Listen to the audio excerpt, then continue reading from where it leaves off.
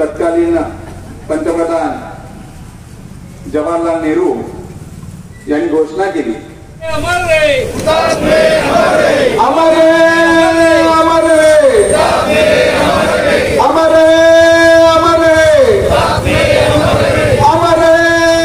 अमर रहे, अमर रहे, अमर रहे।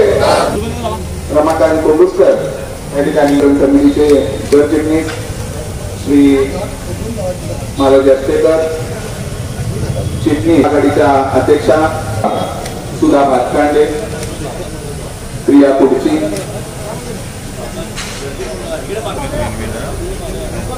मारुती मार्गानाचे माजी नगरसेवक नेताजी जाधव, गणेश दत्तीकर माजी सदस्य, रमेश करेनावर,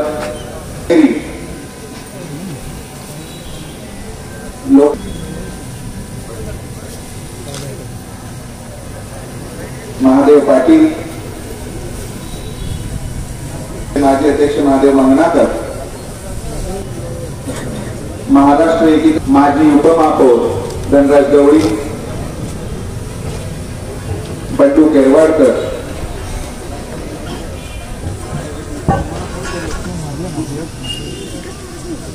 पाटील,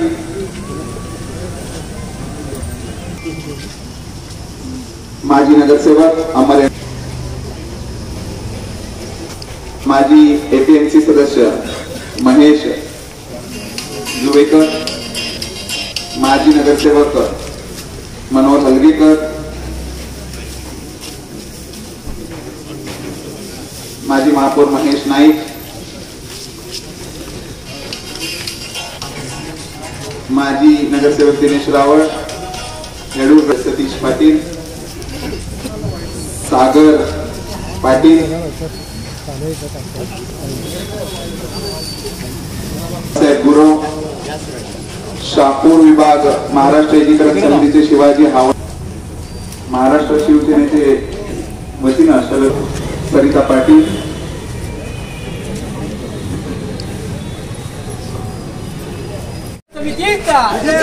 मधु पांडेकर, अमर रहे, अमर रहे, अमर रहे, अमर रहे, अमर रहे। गडबड करू नका हो। बेळगावच्या हक्काचे नाही कुणाच्या बापाचे, अमर रहे, अमर रहे युक्त महाराज, अरे बेळगावच्या हक्काचे अमर रहे, अमर रहे, अमर रहे, अमर।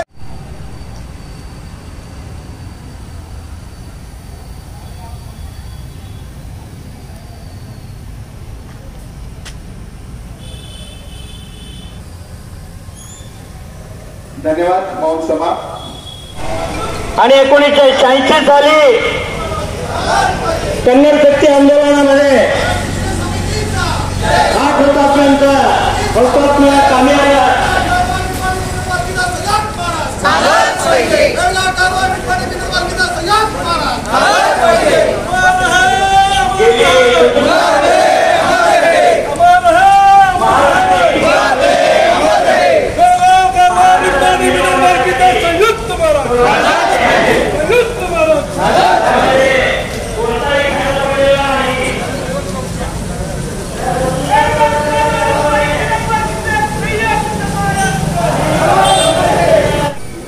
आंदोलनामध्ये ज्या हुतात्म्यांनी हुतात्म्य पत्करलं ते सगळे हुतात्मे शिवसेनेच्या आंदोलनातील 67 हुतात्मे आणि कन्नड शक्ती विरोधी आंदोलनातील हुतात्मे यांना अतिशय भावपूर्ण असं अभिवादन आपल्या बेळगावकरांच्या वतीनं इथं उपस्थित असलेल्या जनतेनं केलेलं आहे।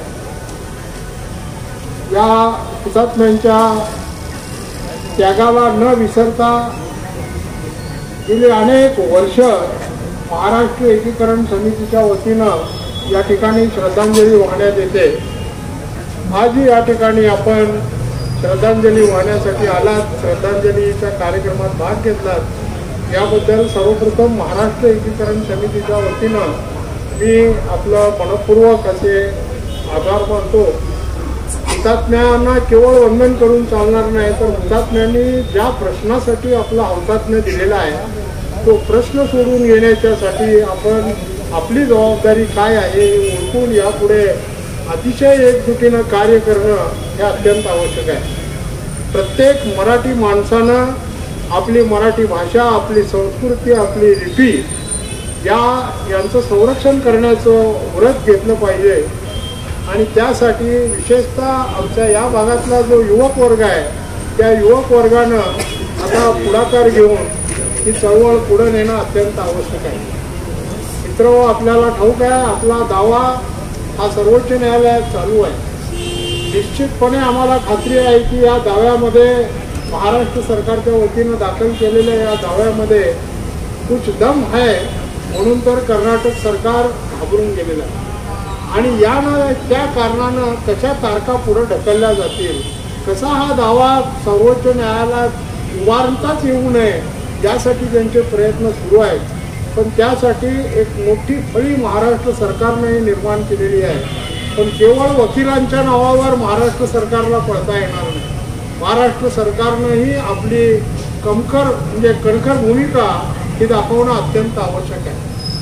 गेल्या काही दिवसामध्ये आपण पाहता आहात की कन्नड सक्तीच्या निमित्तानं असेल, कन्नड फलकांच्या निमित्तानं असेल, महाराष्ट्र सरकारनं सीमा भागातील जनतेला देऊ केलेल्या आरोग्य सेवेच्या निमित्तानं असेल, काही संघटना आपल्या विरुद्ध कार्य करत आहेत. अर्थात आम्ही पोलीस खात्यालाही विनंती केलेली आहे की तुम्ही तुमचे जे सहकारी आहेत, कन्नड शक्ती ज्यांना कन्नड भाषा वाढते त्यांनी आपली भाषा वाढवावी, त्याच्याबद्दल कुणाचं दुमत असण्याचं कारण नाही.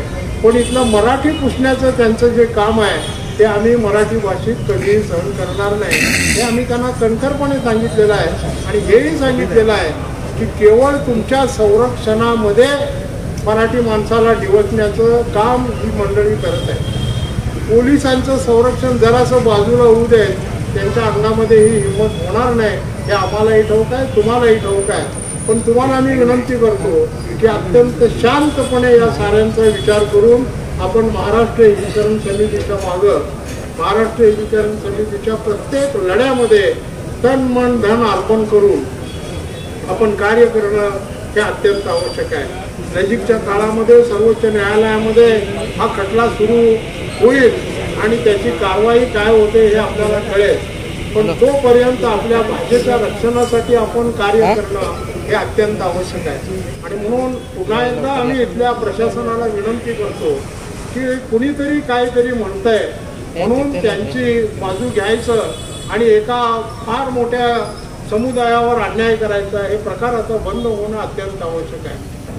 तेव्हा हे लक्षात घेऊन आपण सगळ्यांनी हे या आंदोलनामध्ये महाराष्ट्र एकीकरण समितीच्या मागं, मराठी माणसाच्या मागं, मराठी व्यापाऱ्यांच्या मागं, मराठी व्यापारी बंधूंनाही आमची विनंती आहे की तुमच्यावर जर काय अन्याय कोण करत असेल तर त्याविरुद्धची तक्रार देण्याची अन्याय होत आहे असं सांगून बाहेर पळून जाण्याचं काही कारण नाही. आपल्याला इथं राहायचं आहे आणि आपण इथं जन्माला आलेले लोक आहोत. बाहेरून येणारे आणि इथं 4 दिवस राहिलेले जर इथं जन्मलेल्या माणसाविरुद्ध काय करतो म्हणत असेल तर ते त्यांना त्रिवार शक्य होणार नाही. तेच आम्ही त्यांना पुन्हा एकदा सांगू इच्छितो, या हुतात्म्यांनी ज्या कारणासाठी आपलं बलिदान दिलेलं आहे ते वाया जर जाऊ द्यायचं नसेल तर प्रत्येक मराठी माणसानं आपली एकजूट कायम ठेवून यापुढे कार्यरत राहावं अशी आपण साऱ्यांना विनंती करतो. आज या कार्यक्रमाला उपस्थित असलेले जे सगळे नेते मंडळी आहेत ज्यांनी इथं भावपूर्ण आदरांजली वाहिली त्या सर्वांचंही मी मनपूर्वक असं अभिनंदन करतो.